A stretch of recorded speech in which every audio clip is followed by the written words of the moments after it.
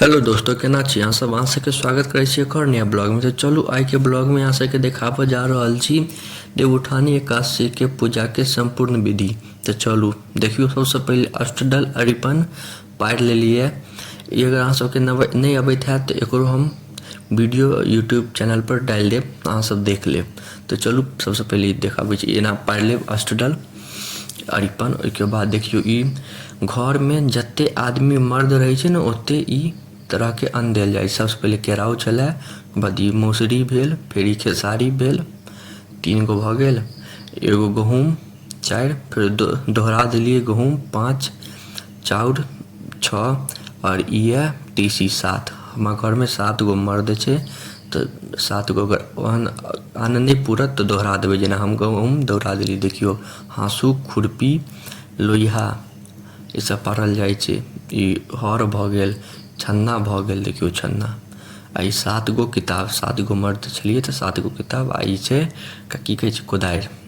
देखियो ई सब पारल जाइ छै हमरा सबके इम्हर। एनाही ई सब पारि कऽ पूजा कयल जाइ छै। देखियो ओ अष्टदल अरिपन पर सब एना पैर भगवान के पारल गेल छै। कनिक पतला भऽ गेल छलै तेँ कनिक खराब लागि रहल यऽ पैर।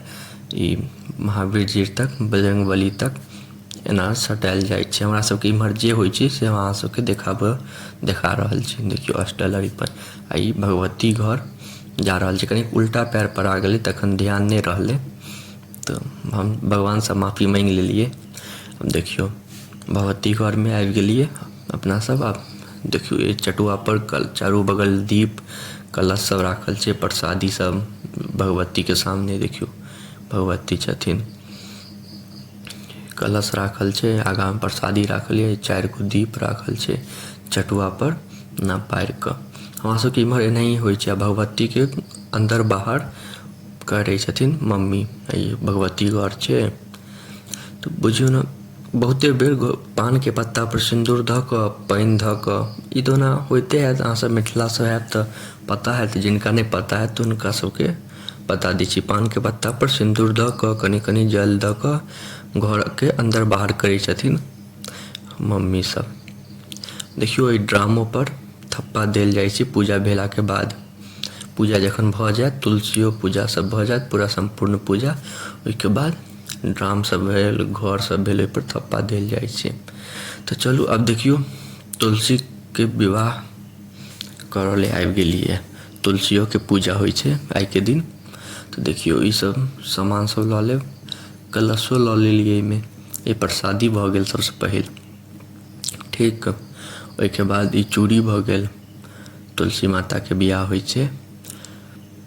आ ई की कहै छै टिकली भऽ गेल, सिंदूर भऽ गेल, ई सब लऽ लेलिए। ई चुनरी छै, देखियो चुनरी हुनका ओढ़ायल जेतै। में पैसा और किछु छलै, ई सब बान्हि देलिए। ओहिके बाद कनिक पातर छलै, ज़्यादा मतलब की कहै छै बड़का गाछ छलै तऽ ओहि पर पूरा बढ़िया से चुनरी नहीं भेलै, लेकिन ओनाही ओढ़ा देलखिन मम्मी।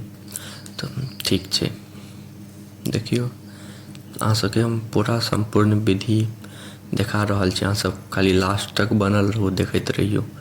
देखियो ई सब चीज लऽ लेब, कच्चा दूधो लऽ लेब गाय के, एना तुलसी माता के ओढ़ा देबै। और देखियो सिंदूर जे छै पहले ना जड़ि में लगा लेब। और ओहिके बाद देखियो 21 गो पत्ता में सिंदूर लगायल जाइ छै, 21 गो पत्ता में। आप एको गो पत्ता टूटऽ के नहीं चाही, 21 गो पत्ता में सिंदूर लगायल जाइ छै। अहाँ सब ठीक से गिन के 21 गो पत्ता में सिंदूर लगा लेब। तो आई के दिन या 1 नवंबर और ई पहिल साँझ में एकर पूजा होइ छै। एकदम नहा सुना कऽ घर अंगना सब धो लेब, जे किओ नांघै नहीं। एना जेना देखेलू है ओहि हिसाब से अपन सब चीज पारि लेब। और दुनू साँझ उपास होइ छै आइ के दिन। और हमर मम्मी सब साँझ तक तो नहीं पिए छै पानि वाइन, चाय वाय किछु नहीं पीलक जा तक पूजा नहीं केलक। अहाँ सबके उम्हर केहन होइए से नहीं पता, हमरा सबके इम्हर एनाही होइ छै। देखियो अब 21 गो पत्ता में लागि गेलै सिंदूर, ठीक। ओहिके बाद अब काँच दूध अर्पण कऽ देलिए माता के। ई सब ओना आइए बेर केलिए, हर बेर नहीं करै छलिए। जेना जेना देखै छी वीडियो सबमे या फिर पता चलै छै आब पानि चढ़ा देलहुँ निकासी चाहे द्वादशीके नहीं छूबै, गोड़ तोड़ नहीं लागब, तुलसी माता के छूबै नहीं, ठीक छै। देखियौ पूजा भऽ गेलै और की चाही एहिमे, इनकर विवाह भऽ गेलै, अपन धूप अगरबत्ती सब देखा लेब, दीप सब देखा लेब, अपन ई सब देखा लेब, भऽ गेलै।